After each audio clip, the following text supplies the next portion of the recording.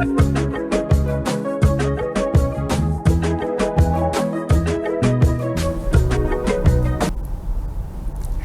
Tribuners, jumpa lagi bersama dengan Mutiara dalam tayangan wawancara eksklusif bersama Tribun Lampung. Dan Tribuners di rumah, seperti yang kita ketahui, dalam waktu 2 tahun ke depan kita akan menghadapi pemilu 2024. Tentunya akan banyak pihak yang mempersiapkan seperti apa sih pemilu 2024 itu akan diadakan. Dan ketika berbicara tentang pemilu, tentunya kita akan memikirkan kira-kira bakal seperti apa sih calon pemimpin Indonesia di masa yang akan mendatang, yang tentunya akan menentukan masa depan Indonesia, akankah ke arah yang lebih baik atau sebaliknya. Nah Tribuners, tentunya di sini karena kan kita berada di tayangan wawancara eksklusif, telah hadir bersama dengan Mutiara narasumber yang tentunya sangat hebat dan luar biasa, yaitu Bang Panel Barus. Halo Bang, apa kabar Bang? Baik. Bagaimana nih Bang perjalanannya menuju Lampung? Kemarin ya lumayan lama ya. Lumayan lama ya Bang. Momentumnya libur sekolah, libur kuliah, jadi antrian di padat ya, sudah mulai padat ya Bang di perjalanan. Nah Tribuners di rumah, Bang Panel Barus ini adalah Ketua Pelaksana Musyawarah Rakyat Indonesia. Dan perlu diketahui nih Tribuners, kalau misalkan Musra di Indonesia akan diadakan di Lampung besok, bener ya Bang ya? Iya, nah, hari Minggu. Hari Minggu ya, betul sekali. Nah Tribuners di rumah, kalau misalkan berbicara tentang Musyawarah Rakyat Indonesia, mungkin Tribuners di rumah ini masih banyak yang belum paham nih Bang terkait dengan apa itu Musra gitu kan. Nah mungkin di sini Mutiara langsung aja nih ngobrol bersama dengan Bang Barus nih ya. Bang, sebenarnya apa sih Musra itu dan seperti apa inisiasi awal terbentuknya Musra? Dan kenapa harus membentuk Musra ini Bang? Gini, Musra ini singkatan dari Musyawarah Rakyat. Iya betul. Ya, Musyawarah Rakyat Indonesia. Ini inisiatif dari teman-teman ya, relawan Jokowi untuk membuat dan melaksanakan Musra ini sendiri. Sebenarnya ini orisinil lahir dari gagasan pikiran teman-teman, dan pada momentum bulan Mei 2022 kemarin, kebetulan saya yang aktif juga di Projo sebagai ketua panitia waktu itu Rakernas 5 Projo di Borobudur. Dalam arahannya Presiden Jokowi menyampaikan ke kami semua untuk menggali kembali suara rakyat, aspirasi dari rakyat, kehendak rakyat. Lalu kami memikirkan kira-kira mekanismenya apa. Nah, semua itu kemudian karena arahnya seperti itu, keluarlah gagasan untuk melaksanakan musyawarah rakyat tadi, untuk menggali kembali apa keinginan rakyat, apa kehendak rakyat.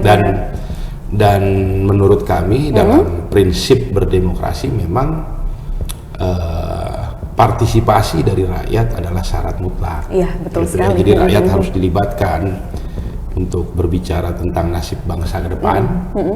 Kita harus melibatkan rakyat seluas-luasnya, dan ruang itu yang disediakan oleh Musra ini. Makanya Musra ini sendiri kan acara yang tidak serentak. Tidak serentak di semua provinsi, tapi dia rally sifatnya. Dari satu provinsi ke satu provinsi yang lain gitu ya. Dan ada panitia-panitia daerah yang kita tunjuk dibentuk untuk mempersiapkan Musra. Contohnya kayak di Lampung gitu ya. Panitianya adalah teman-teman Lampung sendiri gitu ya. Menyiapkan sehingga terjadilah rencananya insya Allah besok tanggal 18 Desember hari Minggu jam 13 di Gedung Olahraga Sumpah Pemuda Wai Halim kita akan laksanakan dalam jumlah yang ribuan lah ya tentunya gitu. Jadi Musra itu sendiri tiap provinsi secara size, secara kapasitas beda-beda memang. Ada yang sekian belas ribu, ada yang sekian ribu, ada yang 2.000 gitu. Jadi, itu partisipannya masyarakat luas gitu Bang, atau kayak misalkan? Ya, yang pasti ya, seluruh masyarakat Lampung boleh ikut untuk Musra di Lampung. Oke, berarti dari itu manapun memang itu undangan terbuka ya, untuk masyarakat umum ya Bang. Gitu. Makanya dalam kesempatan podcast ini juga saya bilang, saya mau mengundang lah masyarakat Lampung kalau bisa hadir di 18 Desember besok. Iya, biar bisa menyuarakan gitu kan apa sih keinginan dari rakyat, khususnya di Lampung ya, masyarakat di Lampung ya Bang. Betul. Gitu. Nah, kalau boleh tahu emang Musra sendiri awal terbentuknya tuh tahun berapa sih Bang? Musra ya kemarin Baru- sejak 2022 habis kita selesai Rakernas, ya, kemudian kita akselerasi terus bisa kita jalankan, dan Musra pertama kita rilis, kita launching pertama kali kita laksanakan di Provinsi Jawa Barat, tanggal 28 Agustus, gitu. Yang hadir lumayan, masyarakat Jawa Barat juga sangat antusias ya mengikuti. Saya hitung kurang lebih peserta yang hadir antara 12 sampai 13 ribu. Wah, luar biasa di sekali. Jawa Barat. Dan kita juga mengundang Bapak Presiden Joko Widodo untuk hadir, dan beliau juga alhamdulillah hadir, berpidato, menyampaikan pandangannya, arahannya buat kita pada saat pelaksanaan Musra. Beliau mengatakan bahwa Musra ini adalah instrumen dalam berdemokrasi, bahwa Musra ini beliau bilang adalah forumnya akar rumput lah, bahwa Musra ini adalah forumnya rakyat bersuara. Gitu. Jadi kita nggak bisa underestimate terhadap apa yang menjadi pikiran rakyat gitu. Kalau misalkan dari panitianya sendiri itu berarti dari memang relawan Jokowi ya Pak ya? Bang? Iya, apa jadi gimana? musranya ini musyawarah rakyat, bukan musyawarah relawan. Jadi relawan-relawan Jokowi ini sifatnya dia hanya memfasilitasi, menyiapkan, gitu. Nanti di musra itu sendiri kan prinsip dari musra ini apa sih? Prinsip dari musra ini kan rakyat bersuara. Musyawarah rakyat bermusyawarah, rakyat bersuara, menyampaikan pandangannya, gagasannya, semuanya disampaikan di situ tanpa sensor. Silakan. Gitu. Jadi nggak ada keterbatasan ya, semua masyarakat umum siapapun itu bisa mengikuti acara dari musyawarah rakyat ini ya Bang ya? Bisa. Iya, semua betul bisa sekali. menyampaikannya. Gitu. Jadi bisa menyampaikan aspirasinya. Nih, apakah musra ini khusus dilakukan untuk menjaring nama calon presiden aja, atau ada pembahasan yang lain nih Bang di musra itu sendiri Bang? Jadi dalam musra ini kita tidak hanya bicara presiden dan wakil presiden pelanjut Jokowi 2024 nanti, tidak. Kita tidak hanya bicara itu. Itu penting iya, tapi menurut kami ya, menurut kita semua, bahwa selain bicara capres dan cawapres, kita harus bicara dulu apa kira-kira yang mau dikerjakan oleh calon pemimpin ke depan. Iya kan? Maka dari itu sesi pertama musra itu kita bicaranya tentang agenda kebangsaan. Kita bicara juga program prioritas nasional harapan rakyat itu apa sih? Apa saja gitu. Ya, betul. Terus habis itu baru setelah kita tahu agenda dan programnya apa, baru kira-kira kita bicara tentang siapa, kriteria seperti apa yang kira-kira mampu menjalankan pekerjaan itu. Nah, kalau sudah ada program dan agendanya, kriteria ada, kira-kira siapa yang diinginkan oleh rakyat, baru menukik ke sana, gitu.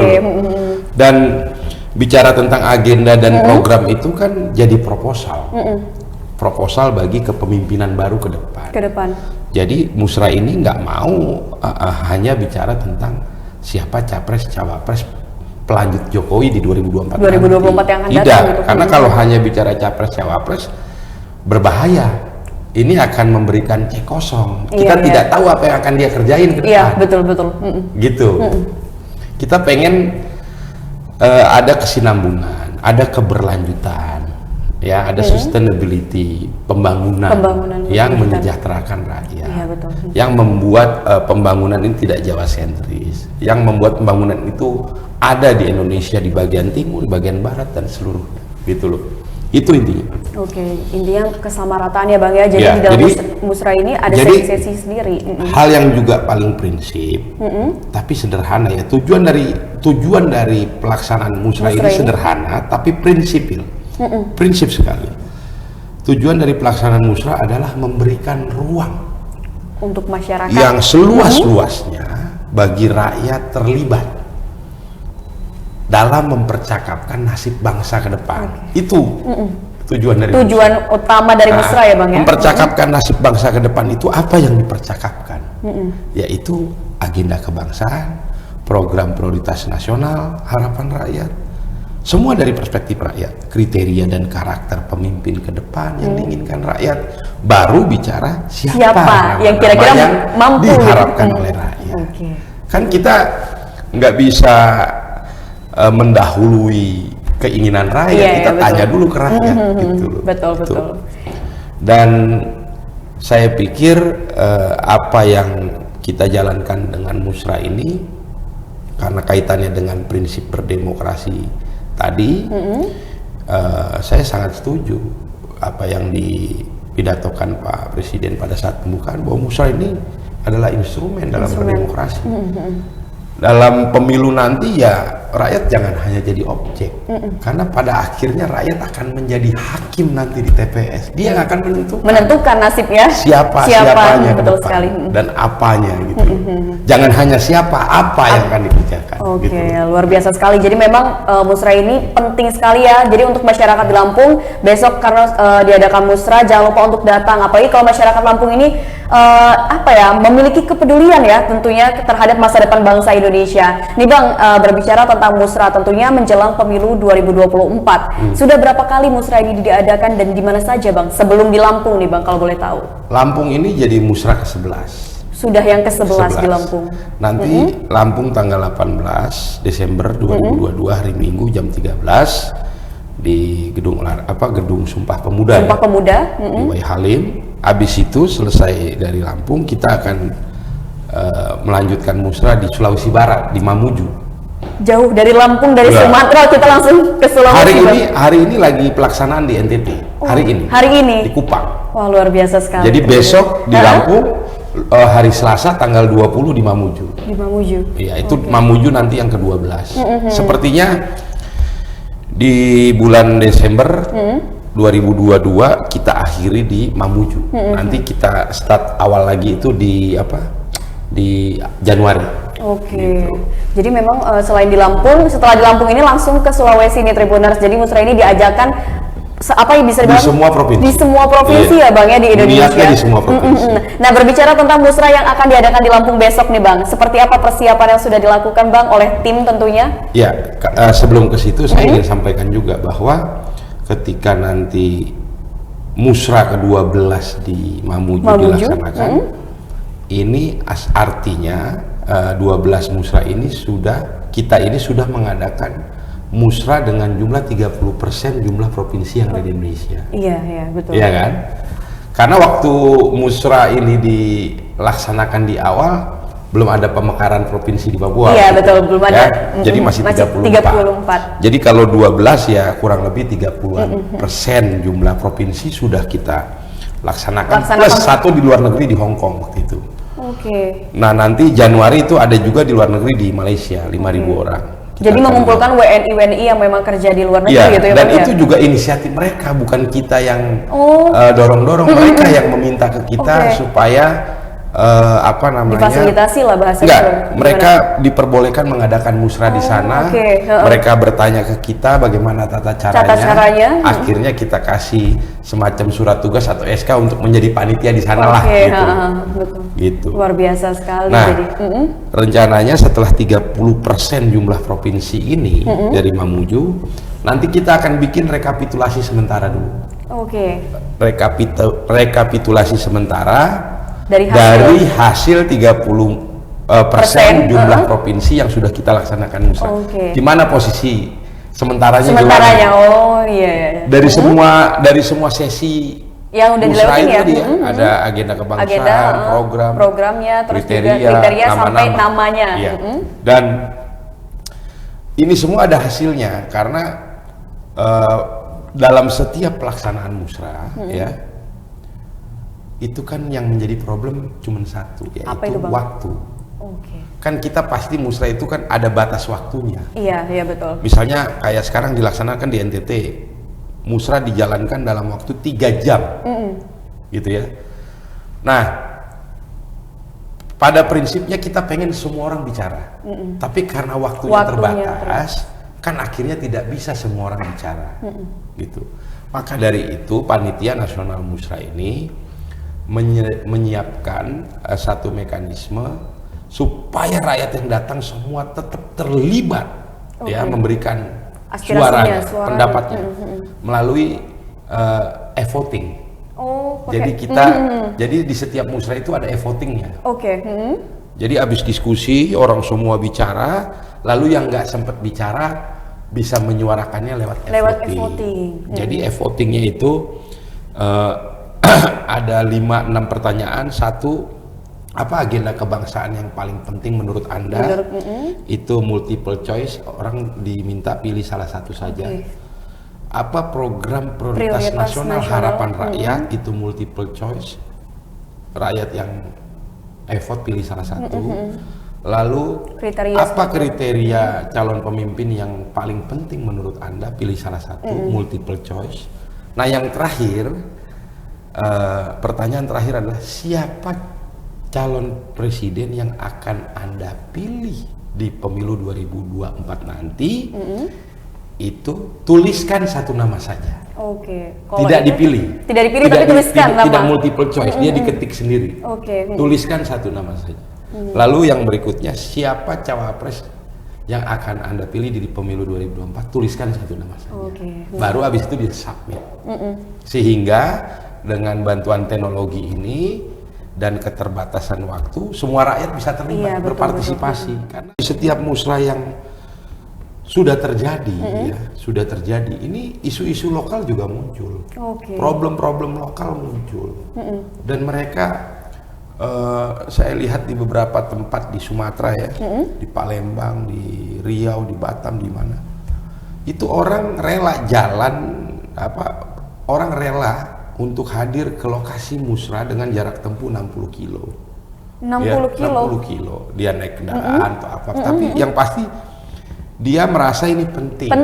Ini adalah forum untuk dia bisa bersuara dan dia menyampaikan apa problem-problem yang dia rasakan, dan dia juga sampaikan apa harapan-harapannya di situ, dan itu kita capture semua. Luar biasa. Kita foto itu semua, kita rekam. Ini loh keinginan dan kehendak rakyat, apa problem yang ada di masyarakat, gitu.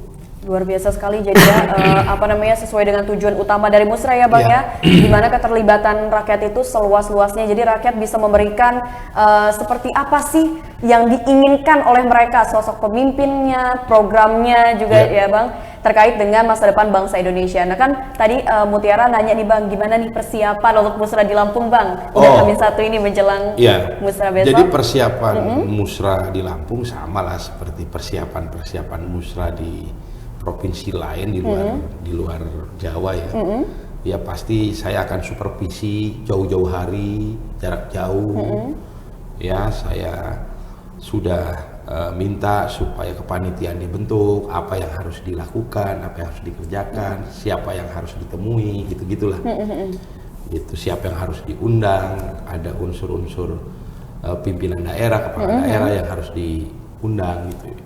Saya pikir sejauh ini persiapannya sudah cukup. Saya sudah tahu target besok acara dihadiri berapa orang, panelisnya nanti melibatkan akademisi Lampung ya, karena itu nanti dalam forum musyawarah itu kan ada yang ngomong juga ya, dari akademisi ya. Tapi dia ngomong juga tidak akan terlalu banyak, dia tugasnya hanya memancing biar masyarakat ini bisa bersuara. Dia nggak banyak, sisanya rakyat yang ngomong. Ya paling dia ngomong 7 menit lah. Jadi di acara besok ini melibatkan semua lapisan masyarakat ya Bang tentunya ya? Iya, dari semua kota kabupaten yang ada di Lampung boleh hadir, tidak masalah. Kalau bersedia ya silakan. Gitu. Jadi tidak hanya masyarakat biasa, kalau tapi dari menghadirkan akademisi juga ya. Kalau dari segi persiapan, tempat, atribut, panelis dan yang lain-lain semua gitu ya, saya pikir sudah oke, makanya saya datang ke sini. Sudah 100% ya siap untuk melaksanakan musrah besok ya. Semoga antusias dari masyarakat Lampung ini tinggi ya Bang ya, tentunya sesuai dengan yang diharapkan dari sayang kalau tidak dimanfaatkan sebaik mungkin forum seperti ini. Ini forum yang benar-benar menjadi prinsip dalam berdemokrasi. Disinilah rakyat bisa berekspresi, bersuara tanpa sensor ini. Iya. Nih Bang, berbicara tentang kan apa namanya peta politik nih, khususnya udah berapa waktu belakang ini udah muncul nih Bang, nama-nama yang katanya digadang-gadangkan atau dicanakan kira-kira ini bakal jadi calon presiden nih. Bahkan kan kemarin sebut saja kita bisa dikatakan Anies Baswedan, dan juga ada yang bilang Bapak Ganjar Pranowo, terus juga Erick Thohir. Nah, menurut Abang apakah nama-nama ini akan muncul nih di Lampung Bang? Oh, kalau Mbak pilih siapa? Waduh, saya belum menentukan pilihan sih. Waduh, langsung ditanya langsung ya. Kalau saya belum menentukan Karena pilihan. musranya musra Lampung, Mbak orang Lampung, saya tanya, Mbak pilih siapa? Belum menentukan pilihan sih, Pak. Waduh, langsung ditanya ini Tribuners. Gitu. Ya, kalau ditanya siapa yang potensial, kan nggak bisa kami bilang siapa yang potensial, karena kami posisinya sedang bertanya ke rakyat. Iya kan? Oke. Dengan musra ini kan kita berbicara ke rakyat. Kita pengen menggali apa yang menjadi keinginan rakyat. Keinginan rakyat, oke. Kan begitu. Tapi memang dari semua musra ke-11 besok Lampung ini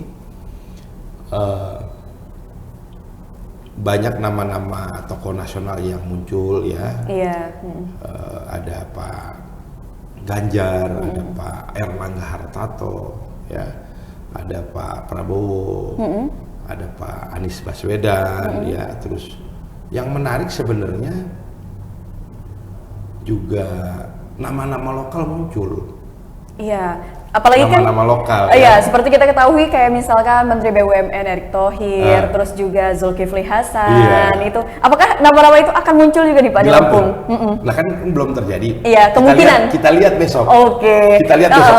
Karena besok itu kan hasil musra Lampung itu kan bukan suara relawan ya. Iya, betul. Sekali lagi Suara rakyat. Saya luruskan, besok apa yang menjadi hasil musra di Lampung itu adalah suara masyarakat Lampung, bukan suara relawan Jokowi yang ada di Lampung, bukan. Iya, oke. Tugasnya relawan Jokowi itu nyiapin tempat, nyiapin mikrofon, nyiapin ini itu untuk rakyat datang bersuara.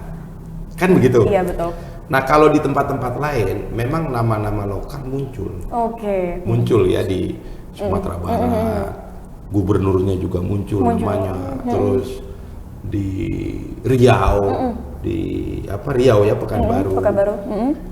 Itu nama Uno yang muncul, Sandiaga Uno. Oke. Karena dia lahir di situ, gitu ya.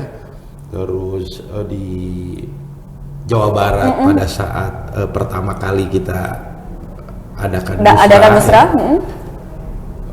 Yang menang malah Pak Jokowi, ya kan? Pada saat Pak Jokowi datang. Gitu. Tapi di wapresnya yang muncul yang juara 1 Ridwan Kamil gitu ya. Terus di Gorontalo kemarin nama lokal juga muncul ya. Di Gorontalo kemarin nama-nama lokal muncul kayak Gobel muncul, terus Fadel Muhammad muncul. Karena dia juga gubernur 2 periode ya. Iya, betul. Terus di di Makassar ya, di Makassar nama lokalnya muncul sebagai juara di klaster Wapres, Pak Dani Pomanto. Jadi banyak sekali nama-nama lokal yang bermunculan ya Bang? Iya, bagus saya pikir. Iya, luar biasa sekali. Orang Indonesia ini yang bisa memimpin bangsa ini ke depan banyak sekali. Iya, banyak sekali. Karena hebat-hebat orang Indonesia ini. Ya, emang diakuin saat ini luar biasa ya. Mungkin persaingan nanti kita nggak tahu nih. Banyak orang hebat di Indonesia emang nggak ada kurangnya. Iya, betul Ya. betul Bang. Gitu. Tinggal dukungan rakyat aja. Gitu kan, apa yang menjadi suara rakyat itulah yang kemudian jadi keputusan nanti ke depannya. Hakimnya rakyat. Oke. Bang, seperti kita ketahui kan kalau misalkan di Lampung nih Bang, untuk periode waktu pemilu 2014, 2019 nama Jokowi 2 kali nih Bang di Lampung menang. Di Lampung menang? Iya, di Lampung ini menang gitu kan. Apakah dengan kemenangan tersebut jadi kan ada nama-nama yang disebutkan mempengaruhi nih Bang untuk pas di musra besok? Siapa misalnya? Ya orang-orang yang dikatakan dekat lah dengan Jokowi gitu. Pak Julhas gitu. Yes, contohnya seperti Pak Erik gitu ya. Betul sekali, yang dekat. Apalagi sampai kemarin kan Pak banyak. Abu Rizal Bakri juga. Luar biasa. Udah kesekian kali berarti ya. Itu bagaimana Bang menurut Abang? Ada nggak sih Bang dampaknya? Iya, bisa jadi. Bisa jadi. Kan yang datang besok masyarakat Lampung. Iya. Masyarakat Lampung itu bagaimana penilaiannya terhadap tokoh-tokoh nasional yang berasal dari Lampung ini. Oke. Iya kan? Iya betul. Belum tentu juga dia orang Lampung, tokoh nasional dari Lampung, terus rakyat Lampung milih dia, belum tentu. Jangan-jangan nggak suka juga, kita nggak tahu. Iya betul. Iya kan? Tapi saya pikir potensi itu ada. Ada. Iya, berangkat dari pengalaman yang terjadi, saya ceritakan tadi kan, di Gorontalo, di Makassar, di Padang, di mana. Potensi itu ada. Ada. Bisa jadi masyarakat Lampung seneng lihat Pak Erik, terus Pak Erik di vote sama mereka, Iya. bisa aja, gitu.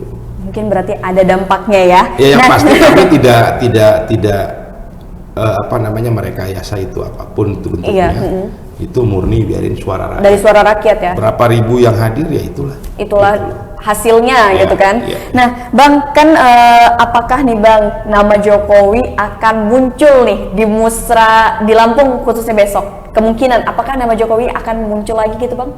Walaupun sebenarnya dia udah 2 kali menjabat sebagai presiden. Menurut prediksi Abang? Pada saat musra pertama kita gelar di Jawa Barat, Pak Jokowi hadir di sana, berpidato di sana, dan hasilnya musra beliau terpilih menjadi capres paling tinggi dengan perolehan 29%, Luar biasa. sekian waktu itu di Jawa Barat. Jawa Barat. Tapi di tempat lain tidak. Oke. Gitu. Jadi memang ini setiap provinsi ini punya kekhususan Punya kekhususan masing-masing Jadi- ya, punya tipikal masing-masing ya Bang. Jadi geopolitiknya beda-beda. Oke. Ya, geopolitiknya beda-beda. Gitu. Besok di Lampung bisa nggak nama Pak Jokowi muncul lagi? Ya bisa aja. Itu kayak hari ini di NTT ini, musra hari ini di NTT. Hari ini. Itu yang datang banyak yang pakai baju 3 periode juga. Wah, luar biasa sekali. Gitu. Ya. Terus kita mau marahin itu, kita halang-halang, nggak bisa, itu suara rakyat, biarin aja. Gitu loh. Oke. Tapi dari 11 musra dengan Lampung besok, Pak Jokowi muncul di Jawa Barat, di tempat lain tidak. Gitu. Oke. Jadi geopolitiknya beda-beda. Di Lampung besok muncul atau tidak saya nggak tahu. Nggak tahu, kita nggak akan. Saya pengen cari tahu makanya Iya, iya. dengan laksanakan musra. Kita belum bisa memprediksi Iya. Bang ya. Terus bagaimana besok tokoh lokal Pak Julhas, Pak Erik, Abu Rijal muncul nggak namanya? Saya juga nggak tahu. Iya ya. Tapi berdasarkan pengalaman biasanya tokoh-tokoh lokal seperti itu muncul. Gubernurnya juga bisa muncul, nama-nama gubernur atau kepala daerah lokal ya.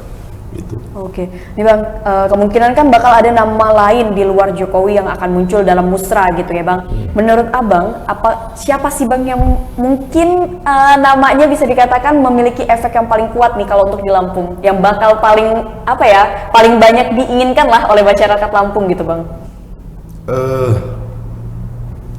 Musra ini kan miniatur pemilu, ya, miniatur pemilu ini di level provinsi, Iya. ya. Siapapun boleh datang. Pendukungnya Pak Erik boleh datang nggak? Boleh. Boleh. Mau milih Pak Erik silakan. Silakan. Oke. Ya kan? Pendukungnya Pak Julhas boleh datang nggak?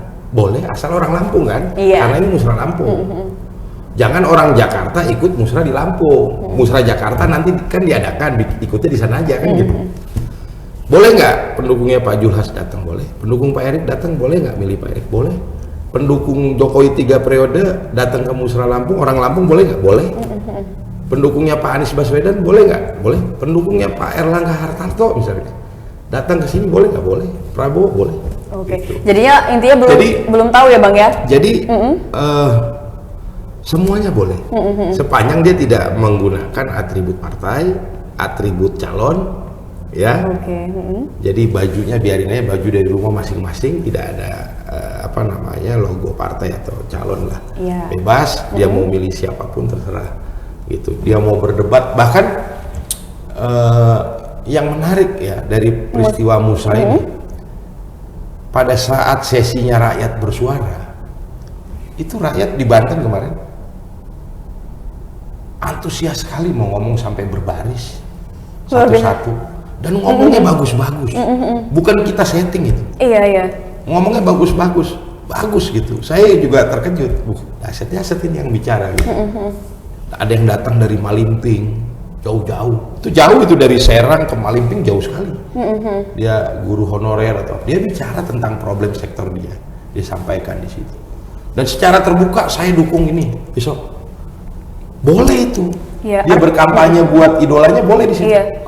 Terus bareng satu-satu, ada lagi yang saya dukungnya ini. Setelah ngomong panjang lebar, besok pemilu saya pilih ini, besok saya pilih ini. Ternyata rakyat bisa akur berdemokrasi. Oke. Gitu loh. Dan masyarakat yang datang ke musrah ini intinya udah dengan penuh persiapan ya Bang, apa Saya yang nggak tahu, ingin saya nggak mereka tahu. sampaikan Yang tentunya pasti ya. kami nggak merekayasa itu, Iya, tidak menyeting itu. Tapi buat saya itu surprise. Iya. Ya, rakyat bisa akur menyampaikan, bisa akur, bisa nyaman, bisa bersahabat satu sama lain, menyampaikan problemnya apa, pikiran gagasannya apa, siapa yang akan saya dukung besok, itu bisa akur-akur aja tuh dalam satu ruangan, gitu loh. Iya, iya. Dan bicaranya bagus. Oke. Nggak bisa kita underestimate itu. Besok gaya Lampung ya gayanya sendiri lagi. Iya. Kita lihat bakal seperti apa di musrah di Lampung ya Bang ya. Iya, gaya tiap provinsi tuh ngomongnya memang beda-beda. Punya ciri khasnya masing-masing ya Bang. Ada di Palembang bicara tentang harga karet yang anjlok. Ada yang ngomong tentang jalan interconnecting di kota kabupaten berantakan, hancur. Iya, iya. Sehingga jarak tempuh 60 kilo harus 4 jam. 4 jam ya. Gitu-gitulah. Betul. Ada yang ngomong tentang kebanjiran, ada yang ngomong tentang harga sawit, ada yang ngomong tentang kebijakan tentang P3K itu perjanjian Pekerja honorer. Ya, penggantinya honorer itu ya Bang ya. Honorer itu. Kontrak. Itu rata itu di mana aja isu itu bunyi. Gitu. Dan ini penting. Ya, karena musrah ini akan menjadi alat rekam yang paling jujur untuk mengetahui apa yang menjadi keinginan rakyat. Iya, luar Gitu. biasa. Penting Gitu, banget. Mbak. Oke, Bang, ini kan udah ada nih berita atau isu kalau misalkan pemilu 2024 akan ada penundaan isunya. Nah, menurut Abang sendiri itu bagaimana pendapat Abang kalau semisal pemilu 2024 itu ditunda, Bang? Iya, tadi saya bilang ya, wacana tentang penundaan pemilu ini wacana yang berbahaya dalam berdemokrasi. Ini wacana yang keinginan-keinginan menunda pemilu ini adalah keinginan-keinginan yang melawan konstitusi, gitu. Apalagi wacana ini yang meluncurkan atau menyampaikan adalah pimpinan lembaga, gitu. Ya, apa alasannya pemilu ditunda? Alasan mutlak gitu. Tidak ada alasan yang kuat pemilu harus ditunda ya. Terus yang ketiga yang penting juga adalah ya banyak kader bangsa, anak-anak bangsa yang hebat-hebat ke depan. Saya pikir yang bisa ya layak melanjutkan apa yang sudah dilakukan oleh Pak Jokowi ke depan. Ya, jadi supaya keberlanjutan pembangunan itu bisa terjadi gitu loh. Jadi wacana tentang penundaan pemilu menurut saya adalah wacana yang berbahaya buat konstitusi dan demokrasi kita. Jadi itu apalagi itu munculnya dari elit-elit politik, dari kepala lembaga atau ketua lembaga, saya pikir ini satu hal yang sangat liar dalam bernegara ini ya. Saya pikir jangan begitu, nggak baik ya. Apalagi kami ya, saya misalnya yang juga aktif di Projo gitu ya, juga punya latar belakang sebagai aktivis di 98, yang mana dulu di masa 98 di era Orde Baru ya, yang berkuasa sekian puluh tahun. Dulu platform perjuangan kita salah satunya adalah pembatasan kekuasaan. Tiba-tiba sekarang jangan lupa ya, elit politik yang berkuasa hari ini bisa menikmati kekuasaannya adalah buah dari perjuangan reformasi. Gitu loh. Jangan kemudian nilai-nilai perjuangan reformasi kemudian dikhianati oleh orang-orang yang berkuasa hari ini ya, yang dihasilkan oleh perjuangan reformasi. Itu jangan itu. Gitu. Jadi dulu kita berjuang untuk pembatasan kekuasaan. Supaya apa dibatasi? Supaya kekuasaan ini tidak didorong ke arah kekuasaan yang diktator, totaliter, ya itu maknanya gitu loh. Terus yang terakhir yang penting juga, kami sebagai pendukung Pak Jokowi ya, janganlah Pak Jokowi disorong-sorong begini, gitu ya. Apa yang dilakukan Pak Jokowi 2 periode 8 tahun sampai hari ini 10 tahun nanti sampai 24, saya pikir ini apa yang sudah dikerjakan Pak Jokowi ini kan fondasi yang begitu bagus buat bangsa ini ya. Jangan kemudian dikasih racun-racun yang nggak jelas ini, gitu. Jangan dijorokin beliau ke langkah-langkah yang menurut saya berbahaya ya. Jangan dorong-dorong Pak Jokowi ke arah melawan konstitusi, jangan gitu ya. Nanti apa yang sudah dikerjakan Pak Jokowi selama 10 tahun yang tentu tidak akan pernah dilupakan oleh bangsa ini akan jadi lulu lantak kalau dia terjebak dengan hasutan-hasutan untuk memperpanjang masa jabatan ini. Jangan gitu. Dan ini akan jadi presiden yang buruk bagi bangsa ini ke depan. Jadi intinya gitu. Harapan Abang adalah jangan keinginan pragmatis ini mengalahkan hal-hal yang prinsip berbangsa. Itu jangan. Bahaya ini. Jadi intinya Abang ini berharap pemilu 2024 tetap diadakan ya Bang ya. Jadi semoga wacana ini tidak terjadi dan tidak terlaksana. Harapannya seperti itu ya Bang, supaya tidak. Karena kalau pemilu 2024 diwacanakan ditunda, kepercayaan publik rakyat hilang nanti terhadap pemerintah. Betul sekali. Akan memberikan. Apalagi alasannya nggak ada. Apa alasannya? Mau ngomong krisis, pertumbuhan ekonomi kita 5,71 bagus, gitu. Betul. Ya, jadi jangan paranoid. Jangan mengada-ada alasannya gitu untuk sesuatu hal yang pragmatis gitu. Oke. Ini Bang, bolehlah Muti ini pengen mendengar harapan Abang di pemilu 2024 yang akan datang seperti apa Bang? Harapannya kepada masyarakat Indonesia dan juga khususnya Lampung. Ini penting. Buat kami, buat kita semua sebaiknya ya, pemilu 2024, momentum pemilu 2024 harus menjadi ajang konsolidasi besar bagi bangsa ini. Saya ulangi ya, bangsa ini membutuhkan sebaiknya momentum pemilu 2024 besok menjadi ajang konsolidasi besar bagi bangsa ini, supaya bangsa ini bisa kembali fokus, ya, kembali fokus bekerja ke arah mewujudkan masyarakat yang sejahtera, yang adil, makmur. Jadi fokusnya ke sana.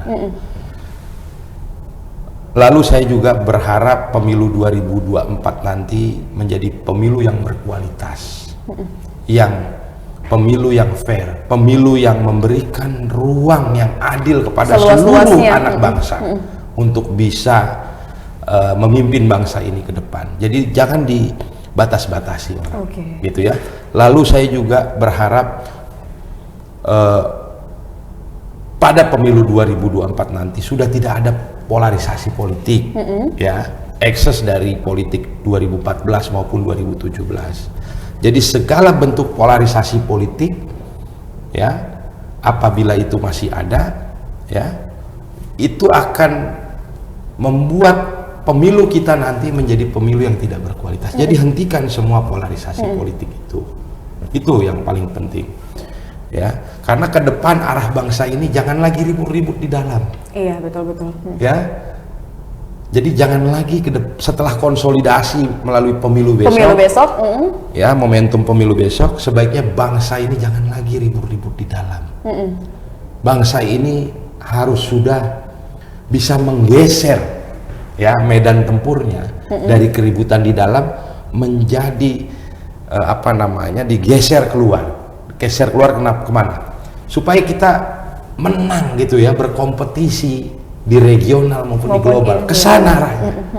Jangan kita dibikin diacak-acak di dalam, ribut di dalam, akhirnya kita nggak jadi pemenang. Iya, betul. Di kawasan, di regional, di global gitu. Yang mana kompetisi ini juga akan mempengaruhi terhadap kesejahteraan rakyat. Gitu. Jadi arahnya ke sana. Hentikan polarisasi politik, ya. Kita tidak butuh itu di pemilu besok. Mari kita bersatu, konsolidasi besar bangsa ini, persatuan nasional itu jadi penting. Ya, polarisasi, sisa-sisa polarisasi 2014, 2017 itu tidak dibutuhkan momentum politik 2024 besok. Ya. Jadi kita butuh sekali lagi menjadikan pemilu 2024 sebagai ajang konsolidasi besar bagi bangsa ini supaya bisa maju, supaya bisa mewujudkan rakyat adil, makmur, sejahtera, merata, supaya bisa jadi pemenang dalam kompetisi regional dan global. Itu arahnya yang benar. Iya, betul sekali. Jadi gitu. Bangsa kita ini dikenal sebagai bangsa apa ya, orang-orang pemenang, orang-orang hebat ya Bang ya, tentunya ya. Iya. Nah, balik lagi ke Musra nih Bang, mungkin ini menjadi pertanyaan terakhir nih Bang. Musra di Lampung, harapan Abang terhadap Musra di Lampung, tentunya untuk masyarakat Lampung gimana nih Bang, untuk bisa datang ke Musra, harapannya seperti apa?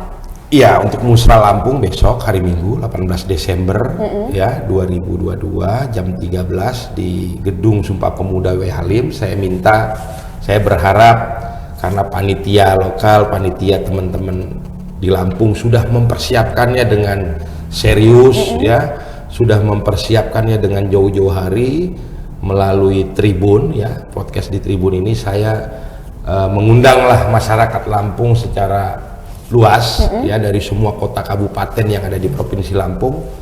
Jangan sia-siakan forum Musra besok ya, silakan hadir gratis ini kan, bersuara, suarakan suara rakyat ya, sampaikan apa problem kita, sampaikan apa pikiran Anda, gagasan Anda, sampaikan apa namanya semua hal ya, harapan-harapan itu, termasuk siapa kira-kira yang akan Anda idolakan di 2024. Silakan gitu loh. Iya kan? Kalau dia idola satu orang kan belum tentu menang, tapi kalau yang dia idolakan ternyata menjadi idola banyak orang bisa menang gitu. Jadi ada kemungkinan keinginan dia bisa terwujud gitu ya Bang ya. Oke, nih Tribuners di rumah, khususnya untuk masyarakat Lampung, jangan lupa datang di Musra yang akan diadakan di Gedung Sumpah Pemuda ya Bang, pada pukul 13, gratis, tidak dipungut biaya. Tribuners hanya datang aja nih dan juga menyuarakan aspirasi dari Tribuners di rumah terkait apa saja sih permasalahan yang ingin diberikan solusi berupa program-program yang diinginkan ya Bang, dan juga kriteria seperti apa pemimpin yang diharapkan ke depannya, dan kira-kira siapa sih calon yang diinginkan oleh Tribuners di rumah. Nah Bang, terima kasih banyak atas waktunya ya Bang, obrolannya luar biasa sekali. Dan Tribuners di rumah, terima kasih juga untuk udah menyempatkan waktu untuk menyaksikan wawancara eksklusif Mutiara bersama dengan Bang Barus, yang tentunya obrolan tadi luar biasa sekali, apalagi kita kan memang sudah apa ya, menjelang pemilu 2024, ajang pesta demokrasi Indonesia yang bisa dikatakan menjadi titik kebangkitan ya Bang dari negara Indonesia. Masa depan Indonesia ditentukan di saat pemilu 2024 mendatang, betul ya Bang? Baik, terima kasih Tribuners atas waktunya dan sampai jumpa di podcast atau wawancara eksklusif Tribun Lampung berikutnya.